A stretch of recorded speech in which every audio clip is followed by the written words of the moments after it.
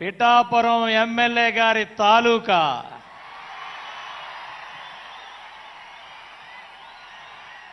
ఇదే పిఠాపురంలో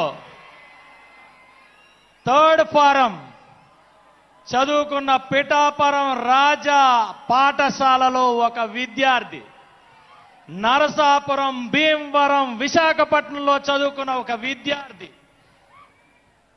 మన్యంలో మరి ఎంతో కష్టాలతో ఎంతో బానిసత్వం చేయిస్తున్న బ్రిటిష్ వారిని చూసి ఎదురు తిరిగి మరి ఆ రోజు ఒక స్వాతంత్ర పోరాటం చేసిన మన్యం వీరుడు అల్లూరి సీతారామరాజు గారు.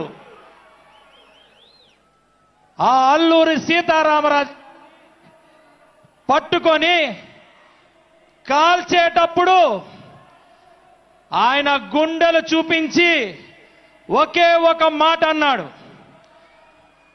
నా రక్తం చిందించిన ప్రతి బొట్టులోంచి ఒక అల్లూరి సీతారామరాజు పుడతాడు అని.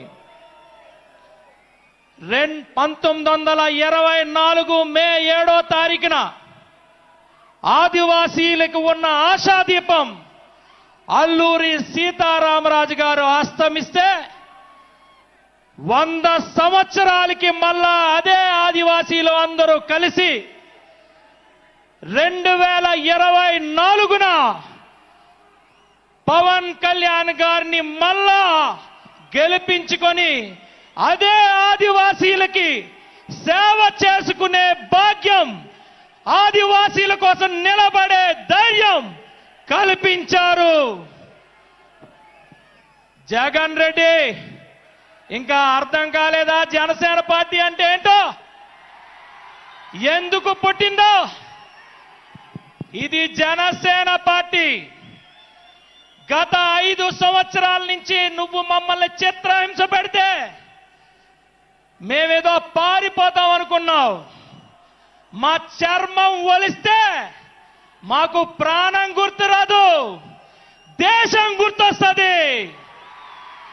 ఎందుకంటే దేశం కోసం చనిపోవాలనుకుంటే ఊరిని ముద్దు పెట్టుకునే భగత్ సింగ్ గారు మాకు ఆదర్శం, మా నాయకుడికి మాకు ఆదర్శం. ఇది రాజకీయ పార్టీయే, కానీ ఆ మూలాలు ఎక్కడున్నాయో గుర్తు పెట్టుకొని ప్రవర్తిస్తే బాగుంటది. ఈరోజు చెప్తున్నా, ఇక్కడున్న ప్రతి ఒక్కరు కూడా దేశం కోసం చనిపోయే అవకాశం దొరికితే అదే